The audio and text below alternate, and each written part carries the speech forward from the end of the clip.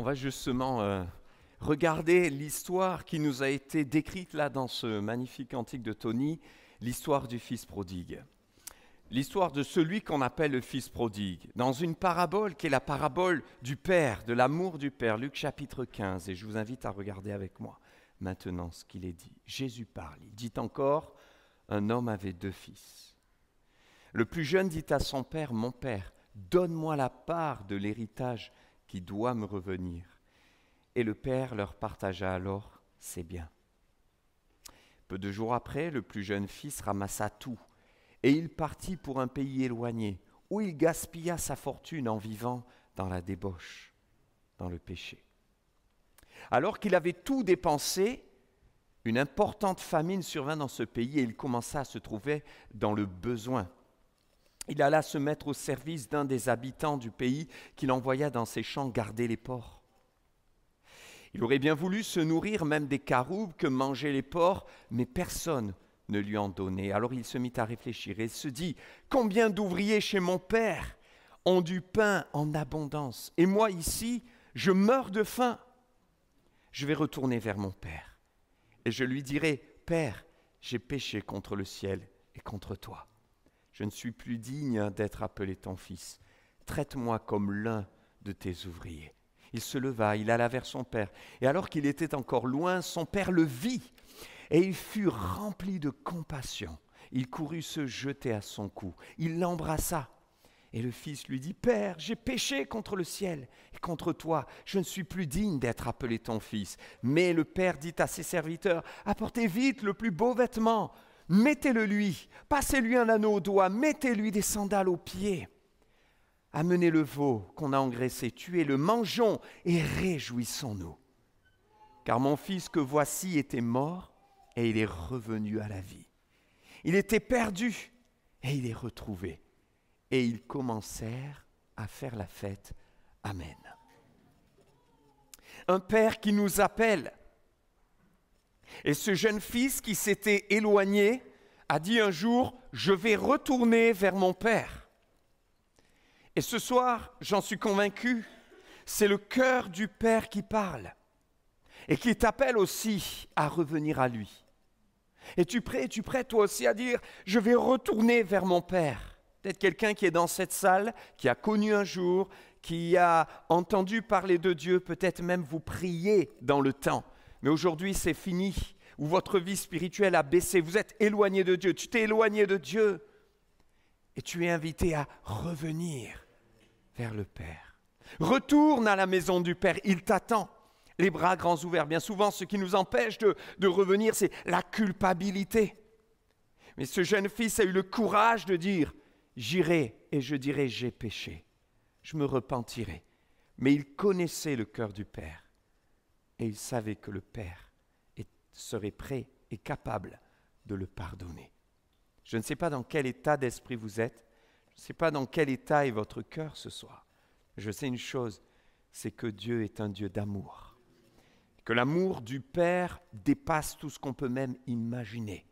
L'amour du Père manifesté dans le témoignage de Thaïs que nous avons entendu. Alors qu'elle court, elle ne le connaît pas, mais elle dit « Dieu, aide-moi » Et là, elle est envahie de l'amour de Dieu, une première marque de Dieu. Et ensuite, le Seigneur, dans sa patience, a su cheminer avec elle, lui parler et se laisser découvrir. L'amour du Père qu'on a entendu encore dans ce chant. L'amour du Père qui est révélé dans la parole de Dieu.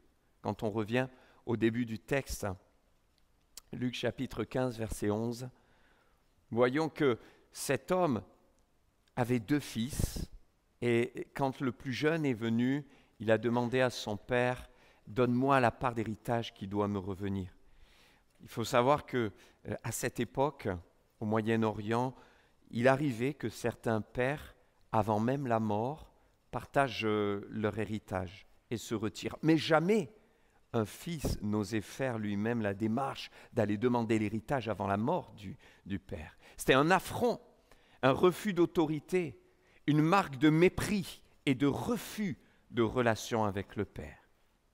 Mais quand la part était donnée, qu'il y avait partage entre 2 fils, généralement, et même la loi le disait, donc ceux qui la suivaient le faisaient, le fils aîné recevait 2/3 de l'héritage. Et le fils cadet recevait 1/3. Mais là, le père va partager. Et il va partager équitablement. Vous savez, Dieu est un Dieu qui aime, qui partage et qui n'a pas de chouchou. Il y a des gens qui pensent que Dieu a des chouchous, peut-être même dans cette salle. Il y a quelqu'un qui se dit, oui, mais je connais des gens, ils ont tellement plus de chance que moi. Dieu, certainement, les aime plus que moi. Il a mis une bonne étoile au-dessus de leur tête. Mais moi, il ne s'occupe pas de ma vie. Peut-être que tu fais partie de ceux qui pensent que Dieu aime plus les autres que toi. Tu fais partie de ceux qui pensent que dans cette salle, il y a des gens qui ont déjà donné leur cœur à Jésus, certains qui ont peut-être été guéris, délivrés, bénis, et tu penses que Dieu les aime davantage que toi. Mais ce soir, le Seigneur voudrait te dire qu'il t'aime autant. Il ne fait point de favoritisme, nous dit la parole de Dieu. Et il t'aime autant.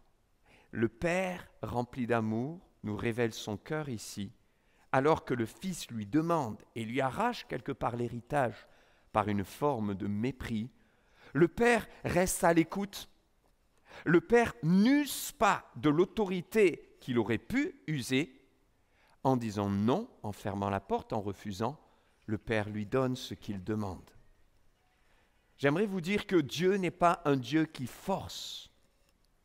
Dieu n'est pas un Dieu qui t'oblige à te donner à lui, qui t'oblige à lui donner ton cœur. Il ne t'obligera jamais. Il ne t'imposera jamais sa foi, sa voie, son chemin. Il ne te l'impose pas, il te la propose, il t'enseigne. Il ne nous l'impose pas, mais il ouvre ses bras. Il nous dit qu'il nous a tellement aimés qu'avant même que nous soyons sur la terre, il avait pensé à ta vie, pensé à nos vies. Et il nous a créés pour cela. Il nous a créés afin que nous ayons une véritable relation avec lui. Il nous a créés parce qu'il nous aimait avant même que nous soyons là. Dieu connaissait ta vie, Dieu connaissait nos vies. Et quand il nous a créés avec le libre arbitre. Voilà une des réponses à la question de tant de personnes, de millions de personnes. Pourquoi la souffrance? Pourquoi les guerres? Pourquoi la famine? Vous savez, si chaque pays était juste et généreux, si la répartition était égale, il n'y aurait pas de famine. Pourquoi les guerres? Si l'homme était près du cœur de Dieu, respectait sa parole et la vivait, il n'y aurait pas les guerres. C'est la méchanceté du cœur de l'homme, c'est le péché qui est entré dans le cœur de tout être humain, l'homme qui s'est séparé de Dieu et l'homme qui a choisi son libre arbitre pour lui dire non. Mais ce soir, Dieu est là. Il t'appelle à revenir à la maison du Père. Il t'appelle à retourner vers le cœur du Père. Ce plus jeune fils qui expérimente sans même s'en rendre compte déjà la bonté et la bienveillance du Père, qui ne lui ferme pas les portes, qui le laisse libre et qui le laisse libre de choisir. Alors il a partagé ses biens. Et peu de jours après, le plus jeune fils ramassa tout et il est parti pour ce pays éloigné. Vous savez, lorsque on s'éloigne de Dieu, on part pour un pays éloigné.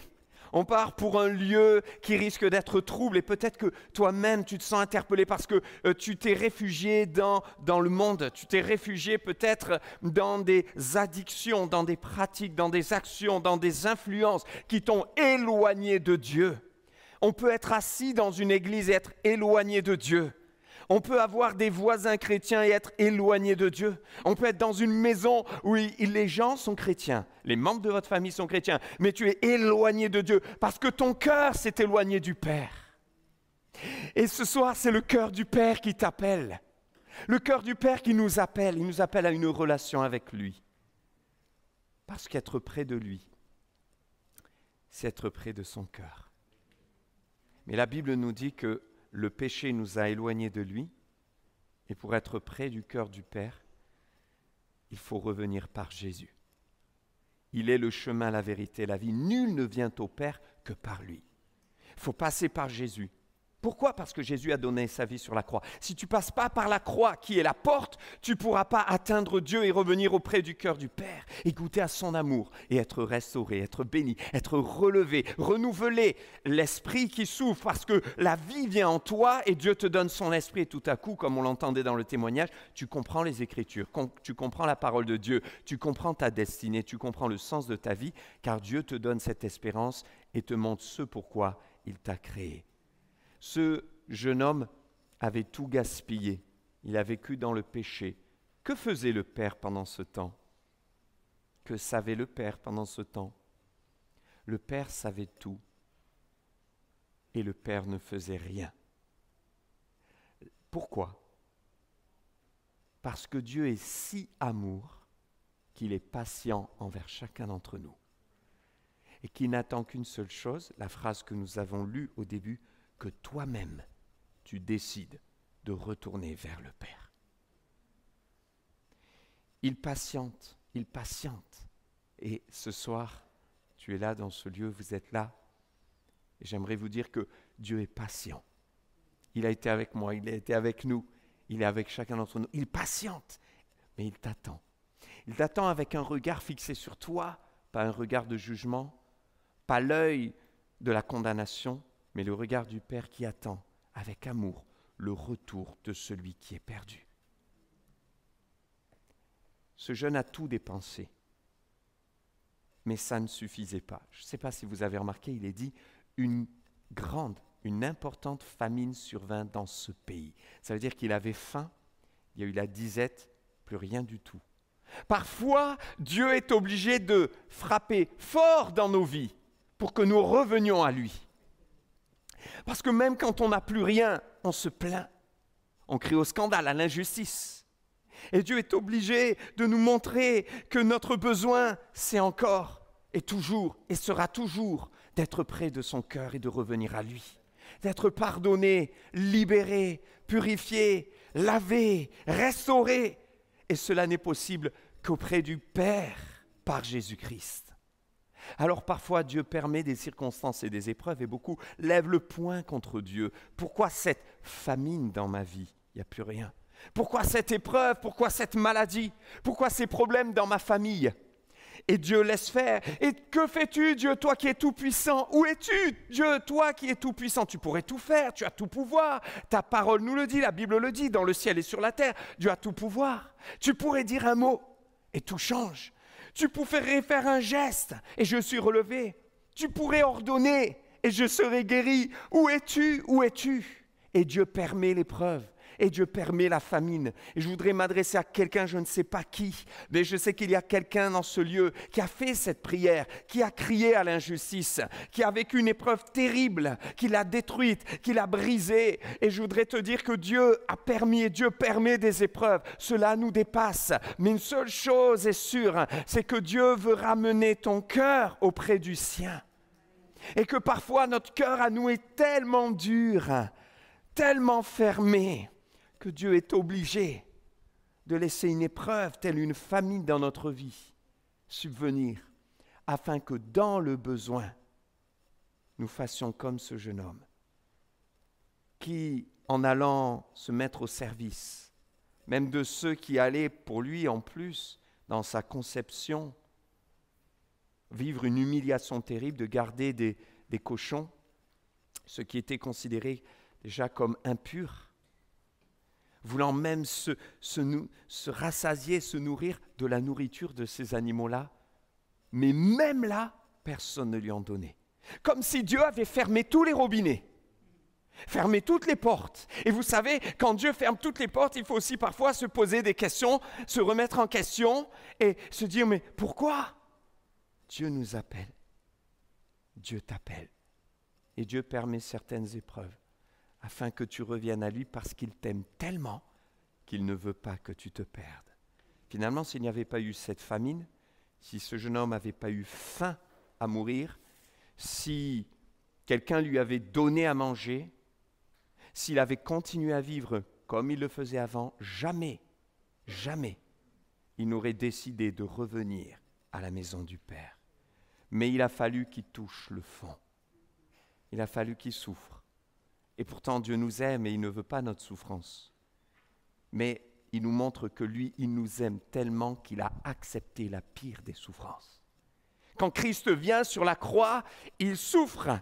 Il a été trahi, abandonné, renié. Et là, il prend sur lui non seulement la souffrance physique avec les clous qui le transpercent, la lance, les moqueries, les insultes, ses os à l'intérieur, l'étouffement qu'il vit. Il souffre atrocement physiquement. Il va jusqu'à la mort, il l'accepte, personne ne lui prend la vie. Il dit, c'est moi qui l'offre pour l'humanité.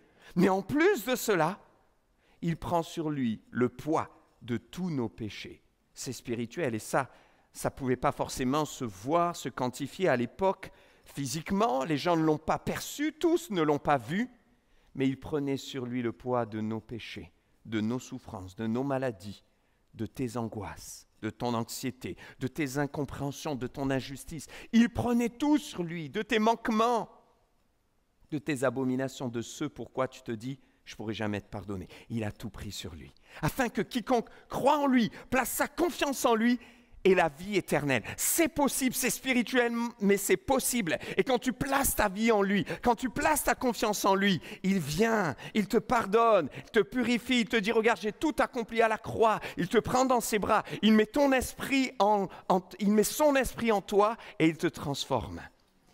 Et il te donne une vie nouvelle. Et il te permet de faire ce que sans lui, tu ne pourrais jamais faire. Mais il a fallu qu'il réfléchisse. Il se mit à réfléchir. J'ai envie de dire, enfin. Vous savez, il y a des moments, il faut apprendre à réfléchir. Pourquoi ces portes fermées? Pourquoi est-ce que j'en suis là? Qu'ai-je fait de ma vie jusqu'à maintenant? N'est-il pas temps de se lever et de revenir à l'essentiel de ta vie, au sens de ton existence, ton Père qui t'appelle et qui t'aime, ton Créateur qui t'attend les bras grands ouverts. Combien d'ouvriers chez mon Père ont du pain en abondance et moi ici je meurs de faim. L'amour du Père est révélé, et tout à l'heure Thaïs le disait dans son témoignage, par sa générosité. Ce jeune garçon savait que son Père était généreux. Il l'avait vu de ses yeux, il avait travaillé aussi avec les serviteurs. Il leur donnait certainement des ordres, il avait une place d'autorité à l'époque et il savait que son Père était un Père plein d'abondance, un Père généreux. J'aimerais vous dire que Dieu est un Père généreux. Quand on vient à lui, il est généreux. L'apôtre Paul dira, notre Dieu pourvoira tous vos besoins. Tu es venu avec un besoin, je ne sais pas lequel, plusieurs besoins, mais Dieu est un Père généreux. Lorsqu'on met sa main dans la sienne, lorsqu'on lui donne notre cœur, Dieu fait des choses extraordinaires. Il est généreux. Il savait que son Père était généreux même envers les ouvriers. Eux-mêmes, ils ont du pain en abondance. Moi ici, je meurs de faim. Je vais retourner vers mon Père. Et je lui dirai, Père, j'ai péché contre le ciel et contre toi. Là, c'est la repentance. Il ne s'est pas dit, je vais retourner et je vais essayer de trouver un stratagème, essayer de réfléchir à ce que vous faites, ce que vous manigancez parfois, ce que vous calculez lorsque vous devez retourner dans une situation vers une personne avec laquelle vous n'allez pas être à l'aise à cause d'une situation qui s'est passée. Et souvent, on est là, humainement, on calcule. Si c'est charnel, si c'est humain, il va y avoir un calcul, il va y avoir une réflexion qui ira pas loin. Mais c'est comme si ce jeune homme, à un moment donné, a lâché prise. Il a dit, stop, non, je réfléchis. Dans la maison de mon père, beaucoup d'ouvriers ont du pain en abondance. En fait, il n'y a qu'une seule solution, c'est lâcher prise, c'est baisser les armes, c'est me mettre à genoux et dire, je suis pécheur. Beaucoup de personnes, lorsqu'elles cherchent à se repentir, apportent des excuses. Papa, j'ai péché, je suis parti, mais tu comprends, à la maison, c'était compliqué. Non, ce n'est pas ce qu'il a dit. Il aurait pu certainement trouver des dysfonctionnements, des choses qui ne lui plaisaient pas, mais non. Il n'est pas reparti avec cet état d'esprit. J'expliquerai pourquoi à ce moment-là je suis parti. J'avais mes raisons, il faut me comprendre. Pas du tout. Il a dit, je vais retourner vers mon Père et je vais lui dire, j'ai péché. Et en premier, contre Dieu. J'aimerais vous dire, lorsque vous péchez, même quand c'est face à quelqu'un, contre quelqu'un, avant de pécher contre cette personne, c'est contre Dieu. Parce que Dieu est saint. Parce que Dieu est pur et parfait. Parce que c'est la loi de Dieu qui nous guide vers le chemin de la vérité, de la sainteté, de la bonté, de la justice et de la pureté. Je ne suis plus digne d'être appelé ton fils. Il est brisé de tout son orgueil. Parfois, Dieu permet que l'on soit dépouillé. Et j'aimerais vous dire, la vie chrétienne, la vie avec Dieu, la vie avec Jésus, c'est une vie d'abord de dépouillement pour revêtir Christ. La vie avec Dieu, ce n'est pas une vie où tout est facile. Ce serait faux de vous dire ça. Je ne suis pas en train de dire, venez à Jésus et tout sera facile. Je ne suis pas en train de dire, venez à Jésus et vous allez adopter une nouvelle religion. Mais lorsqu'on vient à Jésus, il faut accepter de se dépouiller de son orgueil, de ses prétentions, de ses avis, ses opinions, et dire, me voici. Et il a fallu que cet homme soit comme dépouillé. Et parfois, il faut traverser ces temps de dépouillement pour apprendre à revêtir Christ. Vous ne pouvez pas revêtir le manteau de la justice de Dieu si vous êtes revêtu de votre propre justice. Alors il a été dépouillé de son argent, mais dépouillé de sa dignité, dépouillé de sa famille, dépouillé de son honneur, dépouillé de toute nourriture, dépouillé de ses conceptions, de son avis, de ses idées, arrêté.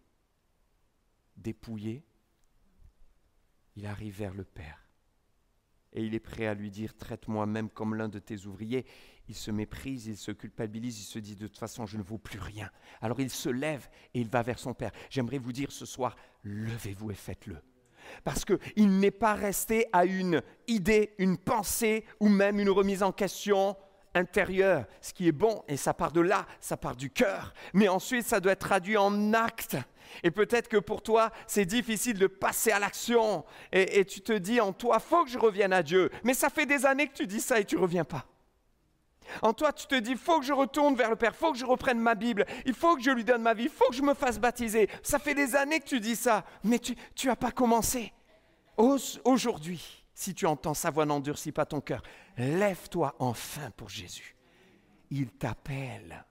Et il t'attend, et comment, les bras grands ouverts, n'aie pas peur de lui. Il se leva, il alla vers son père, et alors qu'il était encore loin, son père le vit, son père le vit, ça veut dire que le père regardait. C'est l'amour encore du père. On a dit que le père était généreux, on a dit que le père était amour, et il laissait libre, il ne force pas. Il était amour et il ne fait pas de favoritisme, quelle que soit la personne. Mais il est amour, il est patient, il attend que tu reviennes. Il est amour, il est attentionné. Il attend, mais le regard sur toi, il le voit de loin. Vous savez, le Seigneur nous voit de loin. Peut-être certains diront, oui, mais moi je suis allé tellement loin dans le péché. Je suis allé tellement loin de Dieu. Je me suis éloigné, je ne pensais plus à lui, je ne parlais plus avec lui, je ne lisais même plus la Bible. Je suis allé loin dans mon péché, dans mon iniquité, dans mes pensées, dans mes paroles, dans ma rébellion. Et Dieu te dit, il te voit même de loin. Le Père le voit alors qu'il est encore loin. Et il est rempli de compassion parce qu'il le voit revenir. Dieu voit déjà ce qu'il va faire avec toi lorsque tu reviens à lui. Et ce jeune le père courut se jeter à son cou. C'est le père qui fait la démarche et qui court. C'est clair que le fils, il devait avoir honte, traîner les pieds, il devait avoir cette honte sur sa vie, cette indignité. Mais le père arrive en courant. J'aimerais vous dire que celui qui a fait le plus long, le plus grand, le plus difficile chemin, c'est Jésus, c'est pas nous. Même lorsque nous le trouvons, parce que nous le cherchons, sachez que c'est Jésus qui est descendu du ciel sur la terre. Et croyez-moi, là, la distance, elle était longue. Il a traversé le ciel, il est venu sur la terre pour aller à ta rencontre, ma rencontre, pour te toucher, pour me toucher, pour nous sauver. Le Père vient, se jette au cou de ce jeune, de son fils. Il l'embrasse. Il est plein d'amour pour lui. Peut-être que le fils, à un moment donné, s'était fait des images. Je vais prendre un coup, je vais prendre un reproche. Peut-être que ce soir, tu es venu et tu as peur de prendre des reproches. Tu as peur d'être jugé, tu as peur que Dieu te dise « Alors, je t'avais bien dit. Mais pourtant, quand on revient de tout son cœur avec humilité, le Père nous attend, les bras ouverts, et il nous serre contre lui. Ce qui guérit quelqu'un, ce qui restaure, c'est l'amour de Dieu. Ce n'est pas les coups de bâton. C'est l'amour de Dieu. Et le fils a commencé à lui dire ce qu'il avait préparé, pas comme une récitation, mais c'était vrai dans son cœur. Père, j'ai péché contre le ciel, contre toi, je ne suis plus digne d'être appelé ton fils.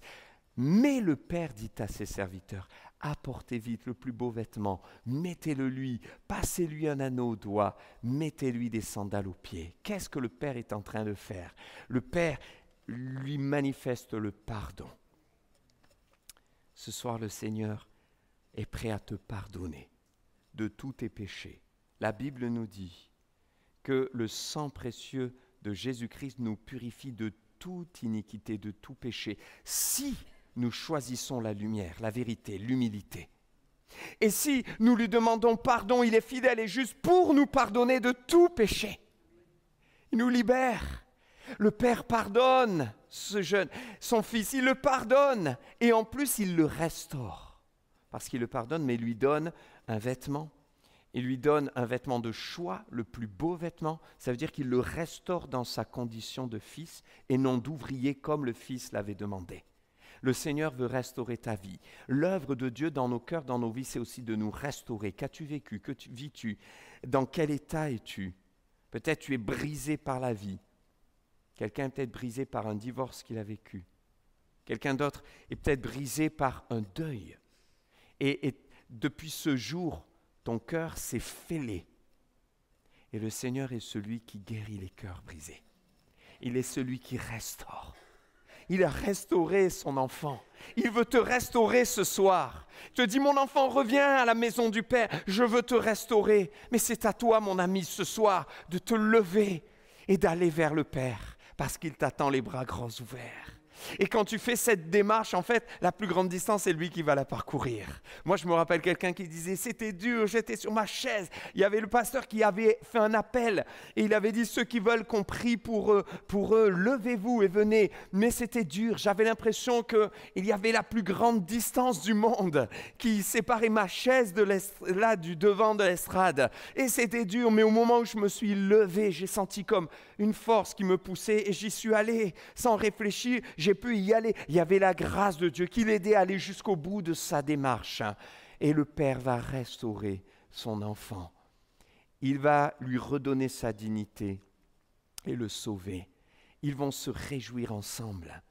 Et le Père dit, mon fils qui était perdu a été retrouvé. Et ils commencèrent à faire la fête. Il était mort et il est revenu à la vie. Jésus-Christ a donné sa vie sur la croix. Il est mort pour toi et pour moi, mais il est ressuscité afin que toi aussi tu puisses revenir à la vie. C'est spirituel. Seigneur, nous voulons te remercier parce que tu es présent dans ce lieu, parce que tu as été là du début jusqu'à la fin de cette réunion.